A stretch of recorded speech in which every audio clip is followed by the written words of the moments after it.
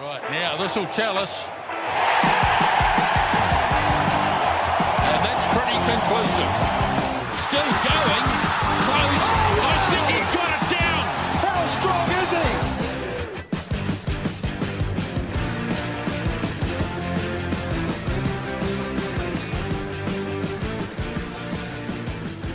he? Well, welcome back to the Pick and Go podcast, your one-stop shop for all things rugby union and, of course, we mean Super Rugby. And I'm joined in studio, new studio. Upgrade. Yeah, upgrade. And, well, we've got the same person in the studio, though. Pretty Weepu, so not an upgrade, just the same. But anyway, it's good to have Pity back because we haven't seen him for a while. What? Whoa. Well, when was the last time? Yeah, no, you're right. True. Right. Yeah, Roger. Yeah, Roger. exactly. We'll head up north, and this time we're joined by our good friend, Steve Devine. Steve, welcome back in, mate. Yeah, hi, gentlemen. Paulie, your that green really makes your eyes bang. Yeah, thanks. Yeah, no, I can't disagree with that, to be fair. Wow. He's on the money. Wow. Yeah, once again. Right, what are we going to do? Oh, I've got a question straight off the bat. Here we go. Hey, I don't remember that being in the schedule. What, the question? Yeah. I'm looking at it right now, and Okay. I can see it's in the schedule. But look, we're almost at the business end of the season when it comes to Super Rugby. And I guess there are at least a couple of teams who have basically locked in their playoff position. They've got a spot come the postseason, and that would be the Hurricanes, who currently sit on 50 points, and the Chiefs, who currently sit on 45. So those two are locked in. It's just a matter of where they finish, I guess, and what they want to do. And that brings me to the question. The question is, with some teams already a lock for the playoffs, should those teams rest players prior to the playoffs? Or is it important to keep momentum going? We'll start with you first, Steve. I'm guessing you may have been in a position like this before in terms of Super Rugby, where perhaps the Blues had already locked in their position. And did you guys decide to rest players? Did you want to keep that momentum flowing? What was the decision? I think from memory, back in the day, 2003, we were playing pretty good footy and getting towards semi-final times. I think you just rolled with what was working. I think with the bye system these days, you know, I know the Blues have one this weekend. The Hurricanes had one last weekend. You can afford to do that, but I think it's important also to keep momentum.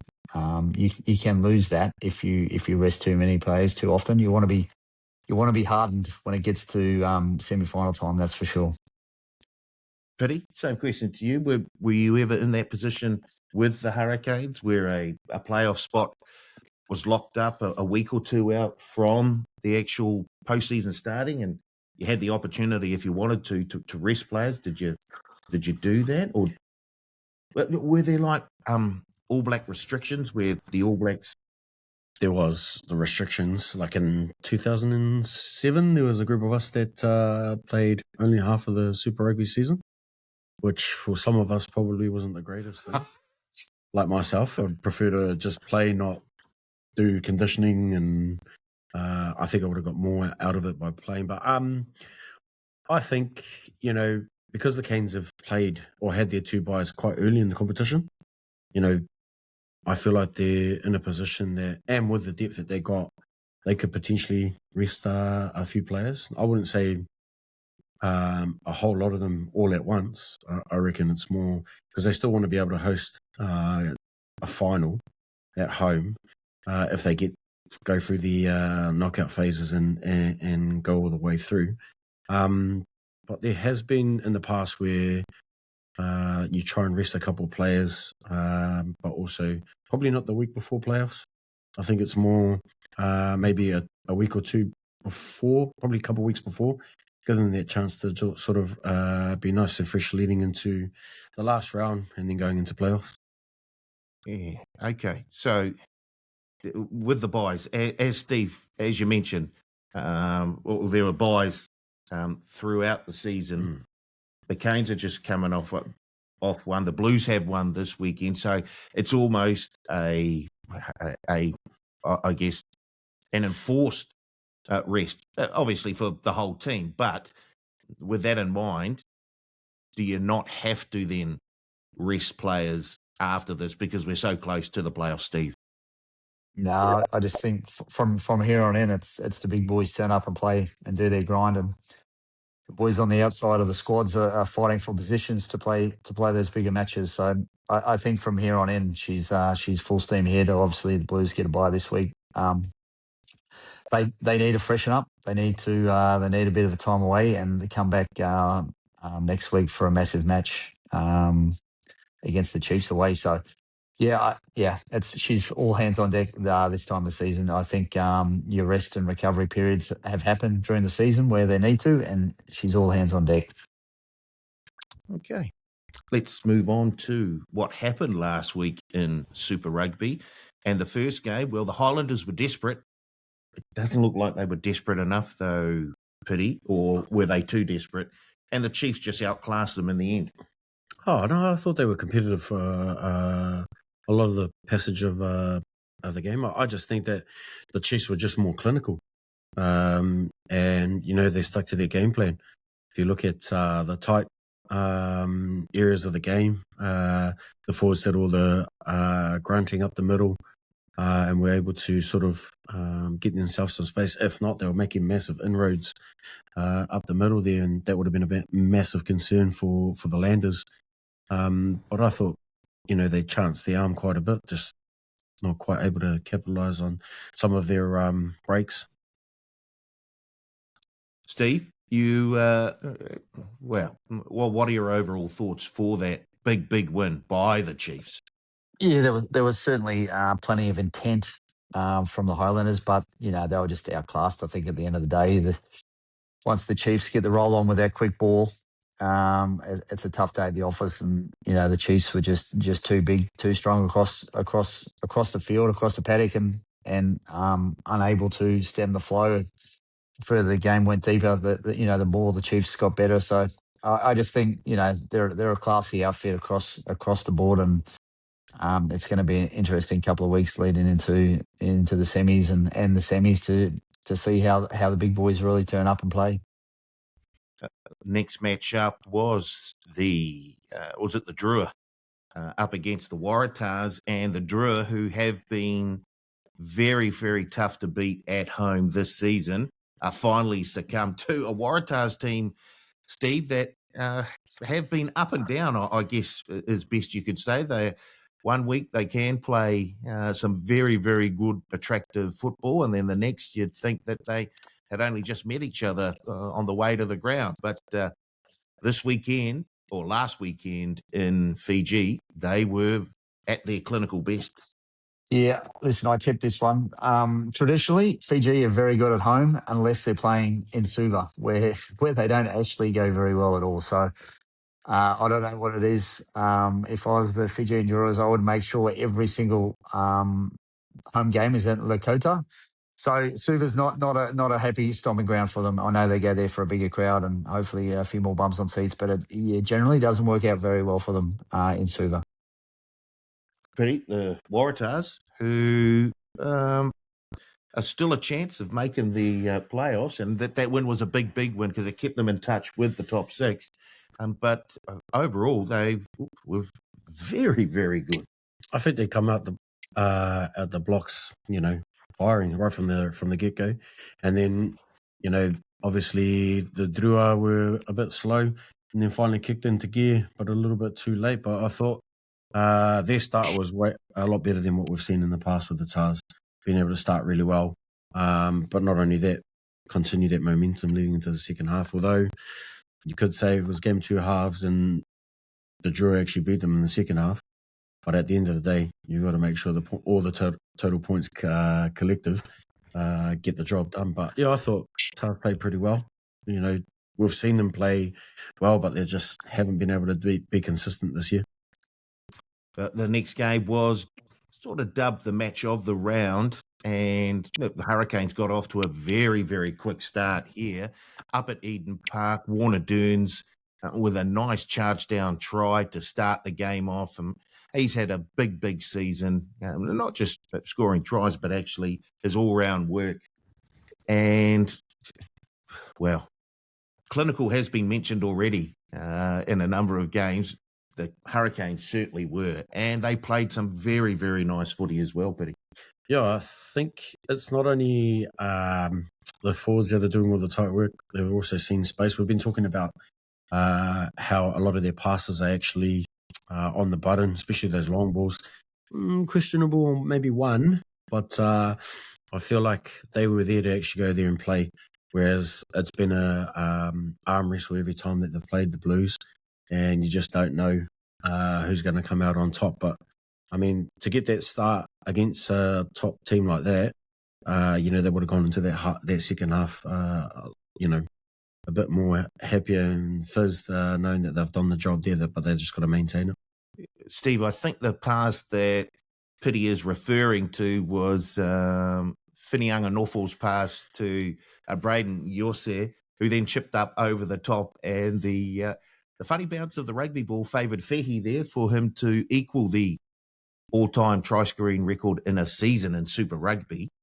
But in terms of the Blues, Steve, you concerned, or were they just beaten by a much better team on the day? Yeah, sorry, mate. I switched off. Was that a question? Can we just move on? Mate, listen, there's a good reason why I put some money on the Hurricanes in about week 4 at $6.50, I believe I got them at. They're a classy outfit across the board. And, all sorts of excuses. I don't think a forward pass would have helped the Blues if it was called or not. The Hurricanes were just too good. And wow, they've, it'll be a tough day at the office if they lose it from here. Hurricanes, across the season are just too good. The only time we've seen them stumble is when they've stopped playing the footy that's got them to the top of the table, and that's probably the only thing that can go wrong for them. I would suggest this season is they stop playing the footy that they're playing right now. So you're not concerned that this style of footy might get found out when we get to the playoffs, Steve? You think they can continue playing this sort of expansive style, giving the ball a wee bit of air? Certainly, they're not being, frivolous with the possession that they have. But we do see a number of teams who like to use the box kick. And I think the Hurricanes would be the team that kicks the ball away the least in this competition, which seems to be paying dividends for them. Yeah, listen, I don't know what they're going to do, but I know what I would do, and I would back myself if you've played a type of rugby to get yourselves into the finals, then that's the type of rugby you should be playing. You shouldn't all of a sudden get to week 17 semi-final and decide to change a whole heap of things around about how you play a game of rugby. So listen, if it ain't broken, don't fix it, and they just need to make sure they're getting on the front foot, which they seem to be doing week in, week out. And for me, that's where they're going to win or lose this competition. And it's theirs to lose essentially. Well, it's actually my TAB bank account to lose if they don't get it right. Well, this will be fun if the Hurricanes do indeed make the grand final for Super Rugby Pacific 2026. That Steve Devine will be cheering as loud as he can for them to actually beat whoever they might meet, if indeed they do get to the grand final. But Pity, Fehi finally getting a try to equal the record, and it was probably one of the easiest tries that he's scored this season. Just had to pick up the bouncing ball and put it down over the line. Do you think that we now see him? I don't know. Sometimes when you get close to a record or a batter gets close, is on 99, they just start to play within themselves a wee bit. Do you think that we might see Fehi just go nuts against the Highlanders this weekend? I don't think he'll chase it. I think, if we look at the week before when Josh got 4 and we were all expecting him to equal the scoreboard, a couple of weeks ago, He hasn't actually had that chance. Obviously, people know how dangerous he can be with his finishing ability, but not only that, I guess his work rate around the field as well. He's popped up a few times on the wrong side of the field, which is not his wing. But I don't think he'll go chasing that record. I think he'll just try and stick to what he usually does. When the ball does come to him, he'll try his best to do what he's been doing all season, which is beat defenders, if not create opportunities for someone else to get those meat pies. But I don't think he'll chase it. I think he'll try and stick to the structures and the way that he plays. He won't go doing the usual pick and go like some halfbacks that enjoy doing that kind of stuff. The Canes are good enough to find him space, so he's going to get opportunities in space. So I have no doubt he'll push on. Final game of the round, and it was an all Aussie affair with the Force coming out on top over the Reds. 1914. My good friend Carlo Tizzano, who Did you back him last week? No, I didn't. He knows the way to the try line, and he found it twice in this tight win over the Reds. So, look, it hurt the Reds a wee bit. They're still inside that top six as we speak right now, but it just made that a wee bit more interesting. It certainly gives the Waratahs a bit of a chance. It's sort of ironic, Steve, that the Force would help the Waratahs just stay in that playoff race for at least another week. So in terms of the game itself, the Force, they're showing some late season signs of, what may have been. Yeah, they're a good team. They have a good set piece, and they work pretty hard off that. They can attack when they want to, and throw the ball around. For the Reds, that was a big loss, and going from Perth now, travelling all the way back to Auckland to play Moana, who haven't won a game, possibly their last game ever at home. I'd be a little bit nervous if I was a Reds fan. In terms of the playoffs, Pity, that brings the Waratahs right into it now. The Force, an outside chance. They'd need to win their last two games and hope that one or two results go their way. But in terms of the Force, they showed once again they are very hard to beat at home across on the western side of that Australian continent. Yeah, I think they're just probably very similar to the Tars, just not consistent enough. And then, I guess maybe one or two games that they've been able to get the scalp off. But, if they played consistently, they would put themselves in a much better position than they are at the moment. But, I mean, we know that their maul is one of their weapons because Tizzano don't give it up to anyone. There's a couple of games he's got a double in from them. It was actually good to see him to finally get one away from him all, where he was out on the edge there and was able to score like a winger.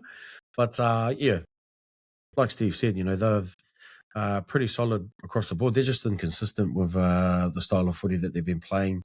Good 1 week, couple of weeks, back-to-back weeks, they haven't put in a solid performance like they have after they won. If you just look at the table, even like the draw of the Force, the Highlanders, and the Tars have all had 5 wins. Mm-hmm. And the Highlanders have had an extra game, so it's pretty tight. And then there's three teams on 6 wins, so between 5 and 6 wins, that's a majority of the competition. It's been competitive. Yeah, I'm glad you brought that up, Steve, because if you look at the Drua, who have had 5 wins, they're on 20 points. And then you look at someone like the Crusaders, who have had 6 wins. So they've had one more win than the Drua, the Crusaders. But bonus points really come into play here. Fijian Drua, who have had one less win than the Crusaders, are on 20 points. The Crusaders are on 32 points. They're 12 points ahead of the Drua. And that's on the back of all of the bonus points that the Crusaders have picked up, and the fact that the Drua don't have a single bonus point.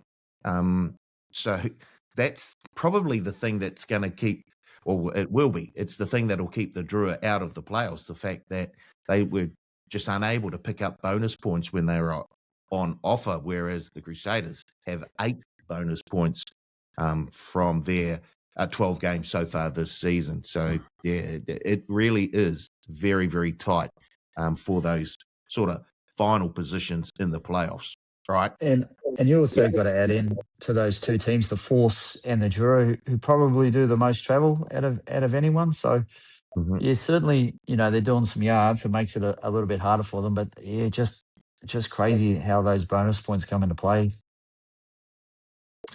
Right. You mentioned that it might be the final game ever for Moana Pasifika this coming week. So, if they're gone and we go down to 10-team competition, of course, Moana have got a couple of games to go, so 2 more weeks, but that could be their final game ever. If that's the case and we go down to 10 teams, what sort of format do you want to see in Super Rugby? Do you want to see just a round robin where every team plays the all the other teams once? Do you want to see something like a couple of conferences, maybe a New Zealand conference with the 5 New Zealand teams and an Aussie conference with the 4 Aussie teams plus Fiji? Or do you want to see something else? How would you want to see it play out? I'll start with you first, Steve. Do you want to just see a round robin where you play every other team and then go into the playoffs? Yeah, listen, if we continue with the home and away, I think that's a real advantage to the Australian teams and Fiji if they'll slot into that pool. I feel the New Zealand teams will get stronger with Moana.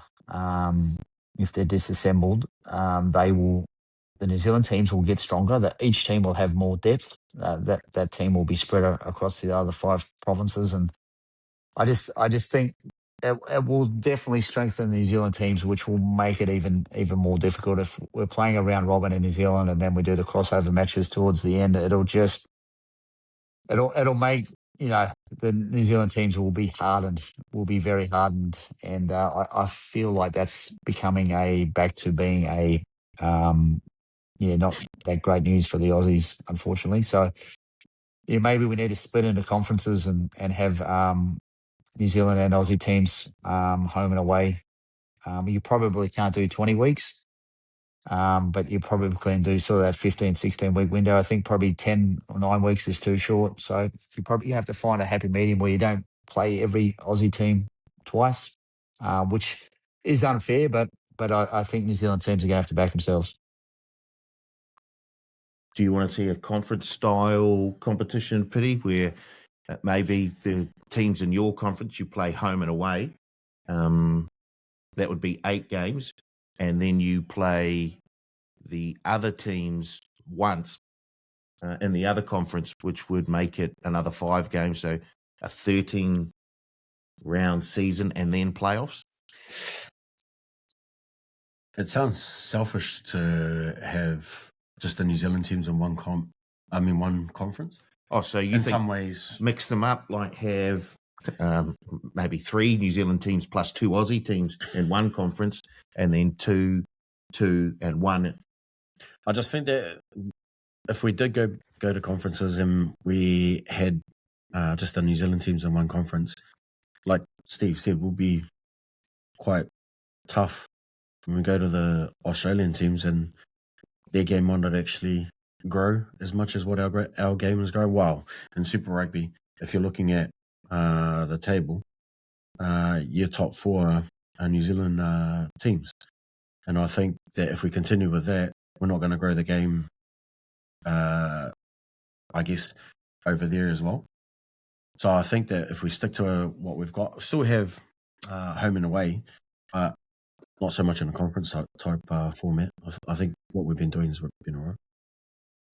Steve, you do want to get the games as strong as possible in Australia, and I know that might come back to haunt the All Blacks when it comes to the Wallabies, but there's a lot of competition in Australia in other codes, and if rugby isn't strong in Australia, then I think the game overall down in this part of the world will suffer because of that. So do you agree? We want to help make the game stronger in Australia, and if that means mixing up the teams in terms of conferences, that might be the way to go. Yeah, listen, I think where the Aussies are getting it wrong, it's not that they don't have talent. It's just that week 3, week 4, week 8, week 9, the injuries creep in and they don't quite have the depth. So the way to fix that, I believe, is do what they do in the Northern Hemisphere when they, the Six Nations, they play 2 weeks and then they have a week off, give everyone a rest. And it's probably a chance to keep better Aussies on the field throughout the competition. There's always going to be injuries, but once the Aussies teams get hit with a few injuries, they tend to start to struggle a little bit. So maybe we do, 2 weeks on, 2 weeks off, and we play everyone once. And the more we see rugby these days, less is more. Like those bigger local derbies certainly create a lot more interest in the game. So maybe, just by rolling out the same product every week, teams are a bit less. It's not quite, as intense as it can be because of injuries and whatnot. So maybe less is more. Maybe we do 2 weeks on, week off, 2 weeks on, week off, and let the injuries settle and keep the top footer on the field as best we can. Are you concerned the competition may lose a wee bit of momentum if you have a break after 2 or 3 weeks and then start up again, then have another little break? Is there a danger that could happen? Well, maybe you play a conference type system where your conference will play 2 weeks and the other will play one. So there's always some rugby on, but you'll probably have, instead of having 5 or 6 games on a weekend, you might have 3 one weekend, and that doesn't detract from rugby. There's still rugby being played. It's just at a higher intensity, and I guess that's what the fans want, right? They want better competition and bigger impacts and more people on the field. And I just think that's a good way of getting it. A little bit more rest with a little bit more high end rugby will certainly help the end product, I believe.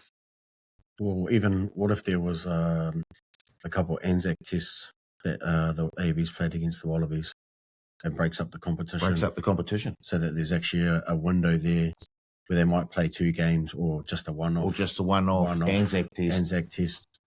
Or chuck in some state of origin type stuff. I know it a little bit already, but a North versus South or Australia versus a New Zealand test, that is a good way to break that up. Or could look at how they have the Challenge Cup and only a couple of teams go and play 2 of the Japanese or an Argentinian side, Springbok side, South African franchise.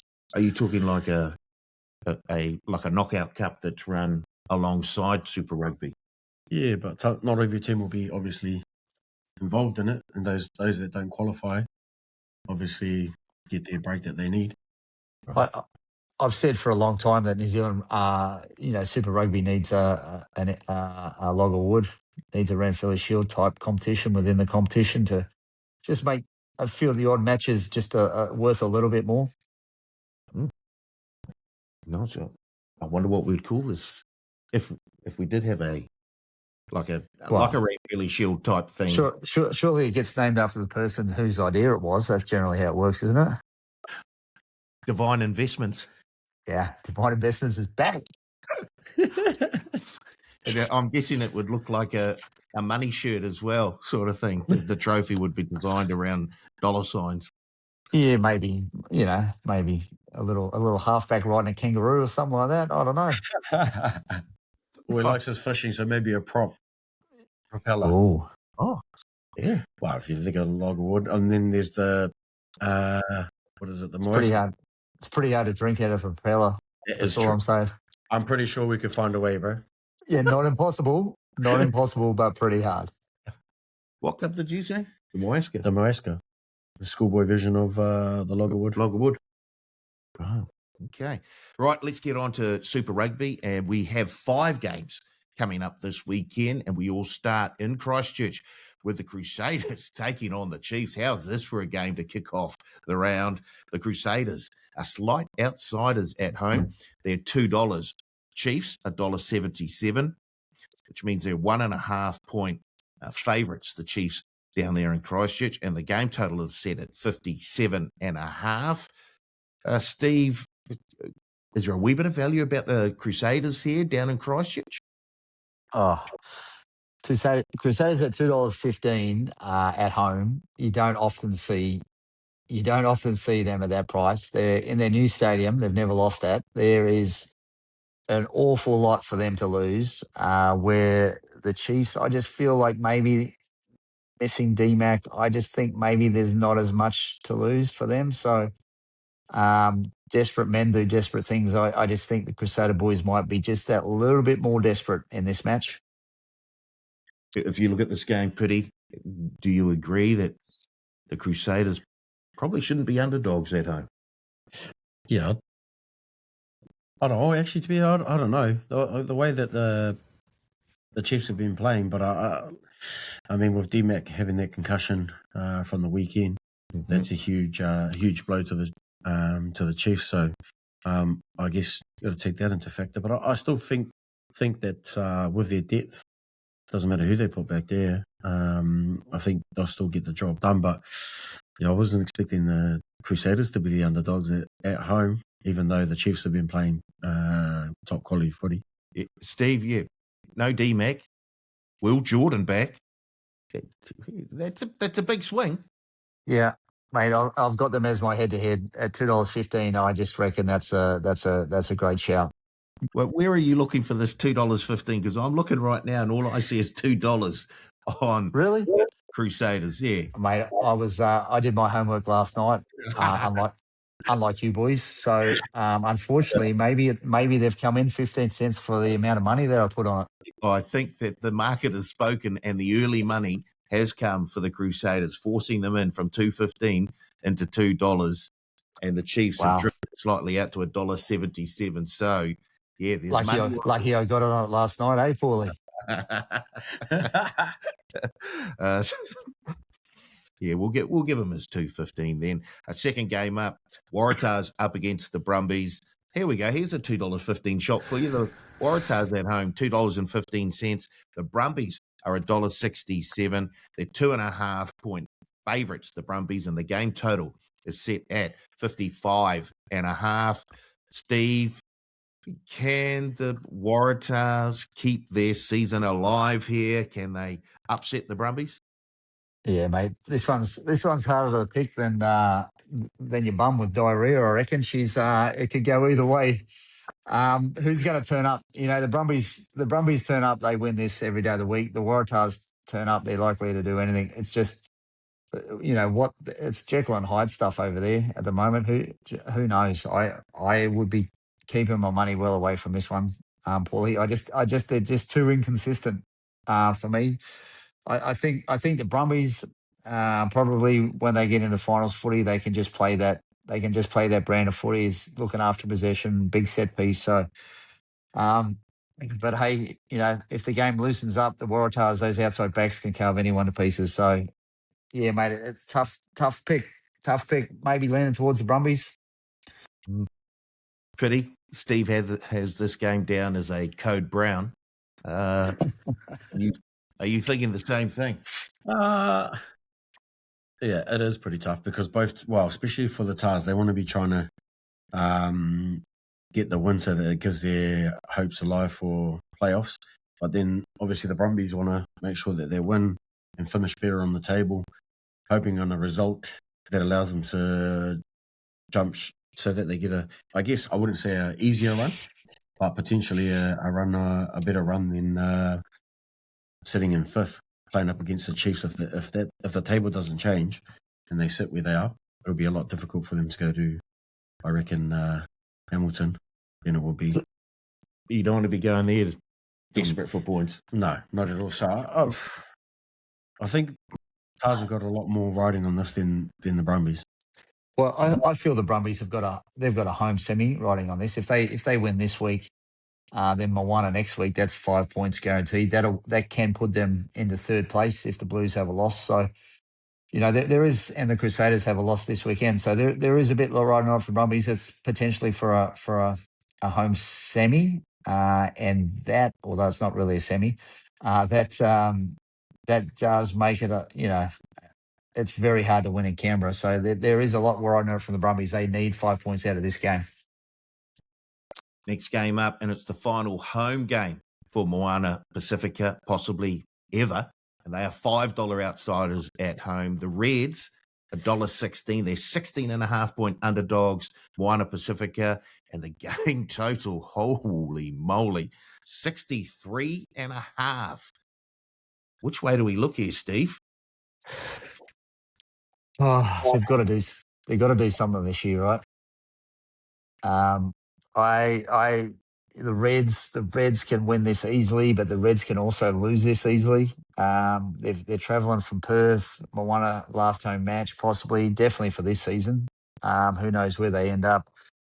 Moana 1-12 is paying at $6.80, although that might have shortened up a little bit with the money I put on it last night as well. Yeah, mate, they've got to produce something, right? It's do idea. What have they got to lose? Go and throw the absolute kitchen sink. If you allow the Aussies not to get front foot ball, they struggle, and that's Moana's strength, right? If they just need to be big and physical, they don't need to overplay the match. They just need to be big and physical in the right positions of the field, and they're giving themselves every chance. Pity, Moana Pasifika, can they get up for their final game at home, possibly forever? Can the emotion carry them to victory here? Is there enough in the tank just to get them over the line against the Reds here, who have a lot to play for themselves, the Reds? If they play like they did last week, I'm pretty sure they won't be happy. And Moana, a lot of emotions for them this week, being potentially their last home game. But I'll give them a chance, as much as I know that it's a long shot, but I just want them to actually try and have that feeling of winning at home to the fans, and not only that, just to say thank you to their followers.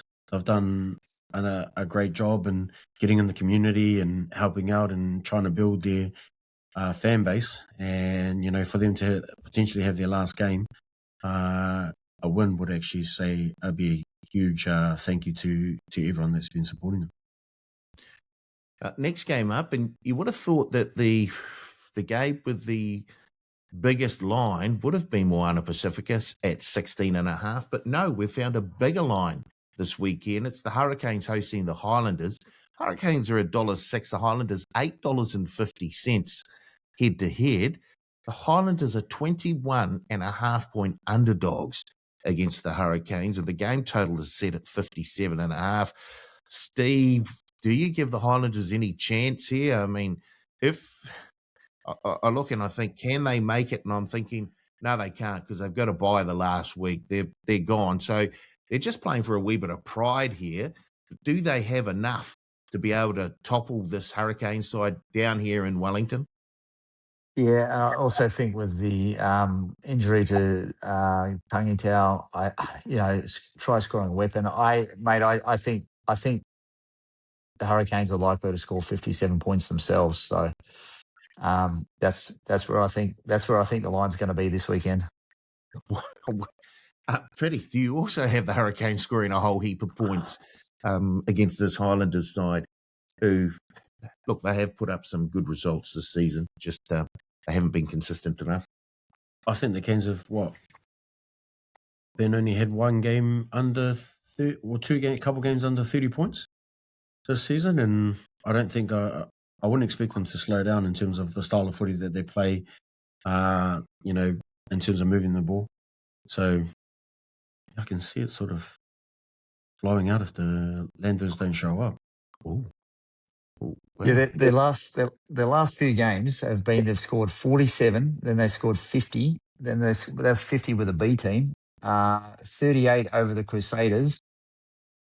And then they did 45, was low scoring against the Chiefs, 22-17. And then they scored 42 the other time against the Blues. So they're almost guaranteed to get in the 40s against the team that are struggling a little bit. I can't see how it won't be 50. I didn't want to say 40. I was gearing at 40, but I thought I'll just be 30. Well, there we go. Both Steve and Pitty thinking this will be a very, very high-scoring game, certainly from the Hurricanes.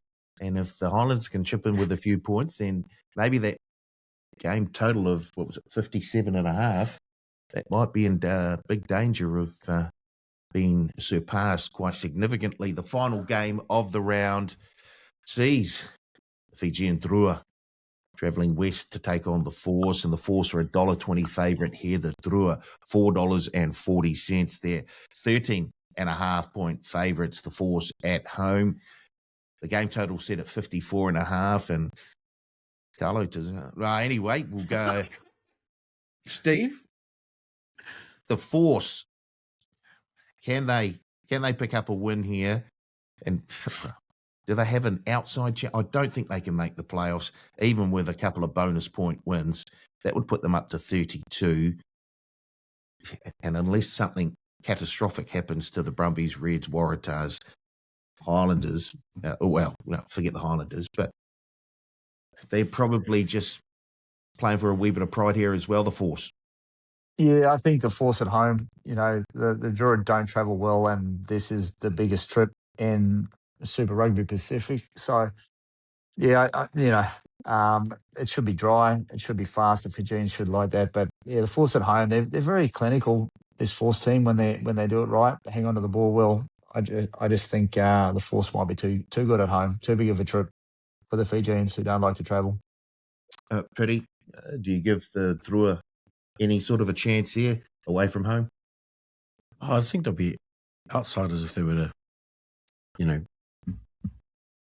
get 5 points going into this week and bank on a couple of results. But you never know. But I can't see. It'll be a tough ask for them to go to Perth to get the W, having to contain their forward pack, especially their Moore, which seems to be a weapon that they use quite often. And when they're that far out from the try line, Tazano's going to get a meat pie because he won't give it to the Yorker, who's usually supposed to be at the end of the chain there. But it'll be a tough ask. But I mean, if the Drua could actually finish and get a win, then I think it opens up a few things for them anyway. And there's a few other teams that could be running a bit scared too, leading into that final week. Right. Before we get on to the punting, I've just got a few comments from some of our listeners, and it was around the question of who would be Dave Rennie's first All Blacks captain. I don't think you were here for that episode. Don't worry, I've seen it. So here are some of the comments from some of the listeners' viewers. This one is from Jamie Bino. I think that's how you pronounce it. Why pick a captain who's in a position which won't play 80 minutes? Taylor gets through 55 to 69 minutes a test. Artie is the guy. Okay. Next one. This one's from Barbera Coop, I think. Wallace Satiti would be good. He's up and coming, not ending his career. So Barbera wanting someone who's on the up and at the sort of initial stages of their All Black career. Right. This one's from The Lad 1500. Give it to a young man, a new Richie, if you like. Nick Minute, 3 World Cups. What's that? The 100, is that the 100% emoji? And then what's that one? Strong. Strong. Is that the strong? All right. Not 100%. That's What's that? They'll definitely win 3 World Cups. 100. Handy. Yeah. Oh, thanks for clarifying that, Betty. Next one is from WB Henry 23. If Artie isn't the captain, you will instantly lose fans in brackets, I'm not joking. Okay. Chris Norman, Quentin Tupaia, chief player, good-looking captain, crowd fave, loaded with class. So the captain has to be good-looking, according to Chris Norman. So I don't know how many that rules out. And then John Newman, Roygaard should be the captain, in brackets. People who have replied to this comment like that, you can start with a young, fresh face that'll be here beyond the next World Cup. There we go. So, Steve, from those comments, which one do you agree with the most or disagree with the most? Listen, I think at the All Black level, I think that the players pick their captain, and it's not about image. It's not about it. It's about who's the leader and who they're going to follow. And there are a few players. Artie's definitely one of them. Cody Taylor's probably definitely another one of them as well. So for me, players who've gone to Japan often struggle when they come back for a little while. They lose a bit of conditioning. They lose a bit of that intensity, that intense playing of Super Rugby towards the back end of the comp. So, depending on what state Artie comes back in, I'm not too sure, but he would certainly, he is a leader and men do follow him. So for me, that's one big reason why you would pick him. Oh, okay. So Steve's sort of agreeing with Jamie Bino here, saying that Artie should be the captain. What do you reckon? I reckon either him or Cody Taylor. I think that experience leading into next year is going to be key. And then that's when they can actually work on their development of a younger player in terms of his role. If he's not quite at that level of being a leader, being in an environment with the likes of Cody Taylor as your skipper or Artie. Or Geordie. Or Geordie. Like the leadership qualities they might not have, but they are good leaders. Having them in place would help rub off on these younger ones to help set them up for the future.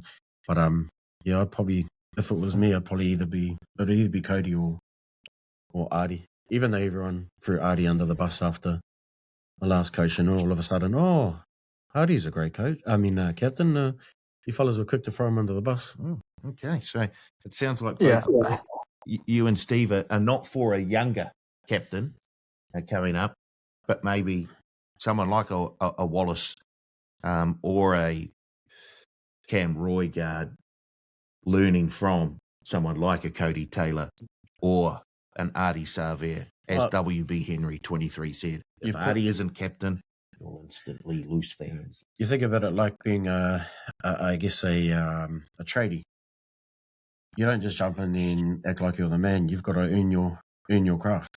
And it's the same with working on the captaincy. If you think of Sam Kane, it wasn't given to him. He learnt really well from the likes of Richie and Rido. And then obviously Scott Barrett coming after that, in terms of his leadership. It wasn't sort of something that we're just throwing you under the deep end. They've been in the environment for quite some time, and they haven't been in and out. They've been consistent in terms of being selected. So I wouldn't expect a young fella just to be straight in there and think that he knows exactly what needs to be done. Right, I've got a question for you and for Steve. Same question. We'll stick with you first. When you were in the All Blacks, did the coach or anyone on the coaching staff come to you and ask your opinion on who you think should be captain? No.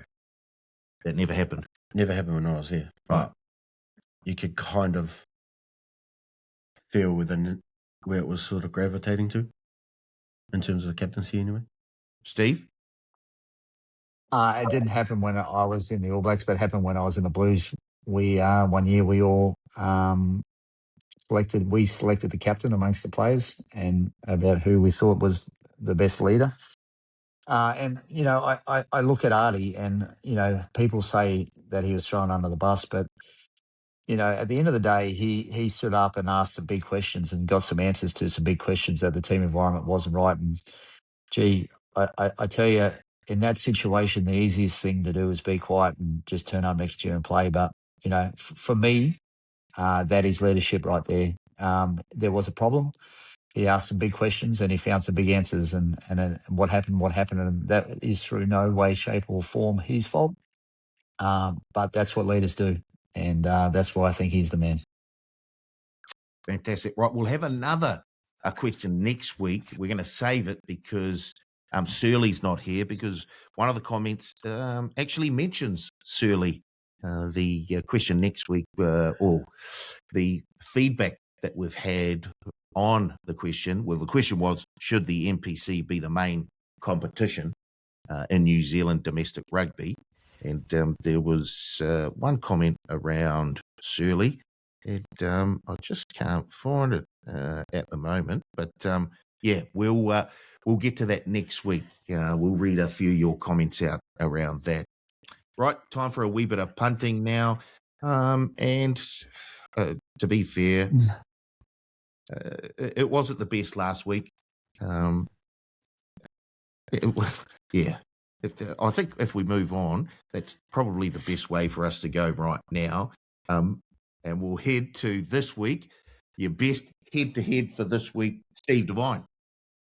We already know, don't we? Yeah, I got the status at 2:15 for those people that are trying to get on it now. Too late, you've missed out. I don't think it'll come back out, but Crusaders 2:15 for me is probably the value bet of the round. Okay, so they're not 2.15 anymore, punters. You'll have to take the $2. In fact, that $2 might disappear rather quickly if Steve has another little bet on the Crusaders to beat the Chiefs. So there we are. Crusaders to beat the Chiefs for Steve Devine, his best head-to-head for the week. Tars. Waratahs, now they are paying $2.15 as we speak right now to beat the Brumbies at $1.67. Oh, you haven't left me much, have you guys? I mean, do I take the Hurricanes at $1.06? No, that's usually what you do. That's generally what you do anyway, mate. So I'm going to take I'll take the Force at $1.20 to beat the Fijian Drua. Next up, your best point start or line. Steve? I'm on Moana for this one. I think it's 16.5 points. I think this game's going to be tight. It has to be tight. Moana have to throw the kitchen sink at this one, and it has to be tight. So I think they can keep within that 16.5 points. Pity, your best point start line?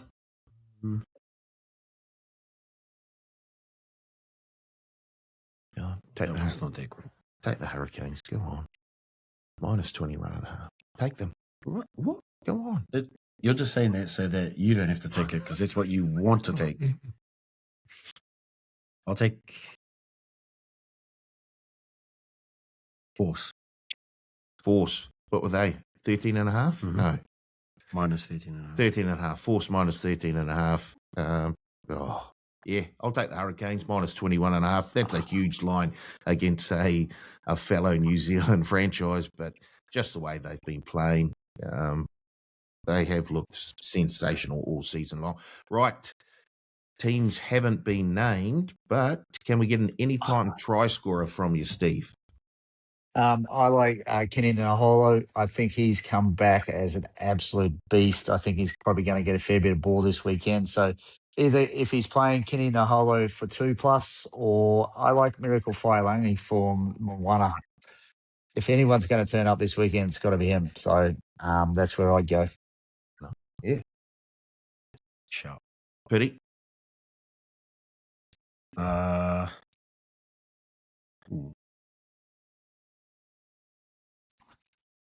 I'll go with, since we don't know the teams, I'll go with the hooker for the Crusaders. I don't know who's going to be starting. Starting hooker for the Crusaders against the Chiefs. Yep.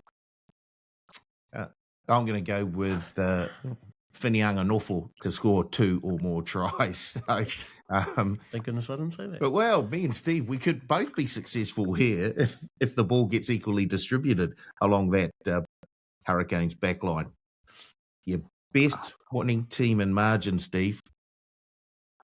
I'm really torn here. I've got two written down. I don't know. I've got my one at 1-12 paying $6.80, and I've got the Crusaders 1-12 paying $3.15. I like the 680, but I think the 315 is probably the way to go. Crusaders winning 1-12. Yep, Crusaders 1-12 at $3.15. Where you go? Well, you're going to take your Waratahs. No, I was just going to go Brumbies. Didn't you Go take the Brumbies. Waratahs to win the game?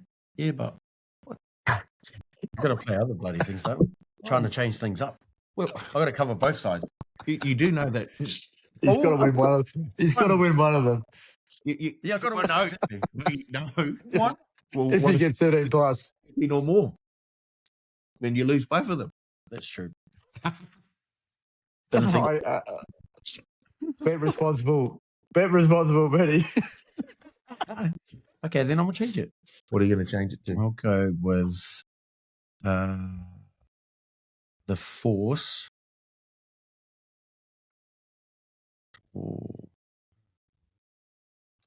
Force 1-12. Okay. I'm going to go with. Can I get you $1 something? Was going to take that. No, I can't.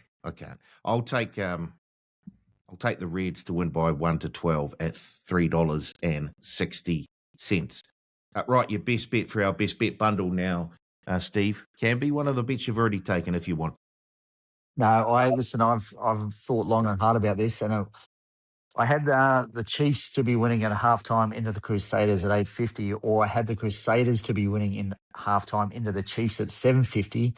And that bet was depending on what Petty was going to choose and who he's going to gamble with. And the fact that he's gone with no one, because I've already put some money on them to win, I'm gonna go Chiefs halftime lead into Crusaders at $8.50. That's what I'm on. Wow, that's huge. Right, Yeah. Petty, you're one for the bundle. A draw in the Waratahs Brumbies game? No. Oh, okay. The total points overall. Oh. The Tars Brumbies game. Tars Brumbies game.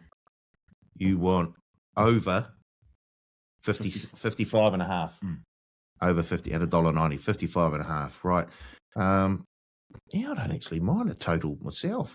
Why don't we go overs in the Hurricanes Islanders game, over 57 and a half. As Steve said, he rolled off a few stats for the Hurricanes, and they've been scoring points quite freely throughout the season. Right, that's it for another week. Steve, a bit of fishing this weekend? What have I got this weekend? I'm heading away. I might take the boat, actually. Sun's out, guns out. Let's get the rods out. So let's do it. What are you chasing? Mate, there's plenty of snapper around up here at the moment, but I don't mind. I like the kingfish. I like eating kingfish, so might go find some liveys and do some slow trolling on the downrigger is what I find most productive for kingies. Put a little 50 on that too, Paulie. Make sure you send through your evidence. Yeah, no, he would stop at a fish shop and bloody buy one. I mean, there's many get a whole paying $1 for that to happen if I don't catch one. Pretty? Not so much this weekend. Just chase after the kids, but our competition starts tomorrow actually for college sports. Oh. We got our first competition game against St. Pat's Town. Whereabouts? At school. Tomorrow at 12:45 kickoff. 12:40. I could be wrong. Every time I you ask, probably want to get it right. It changes, but I know it's definitely around that time. That time tomorrow on Sky. Oh, it's on Sky. Yeah. Oh, wow. Oh, I'll check that out then. Right, that's it, I think. What about you? Any golf competitions with local ones? Or? Oh, yeah. We've got a Ryder Cup competition coming up Thursday, Friday. over in the Wairarapa, playing Carterton and Mahunga. Who's playing in that? Tickers up against Bulldogs. So, yeah, I'm taking on Moo in the first round. Watch out, Moo. Got you covered. Don't worry about it. You're probably giving me 8 shots. I'll take them all. No. Right, that's it for another week here on the Pick and Go. We look forward to seeing you back again next week, hopefully with Pity, and maybe also with a kingfish from our good friend Steve Devine. Thanks for watching.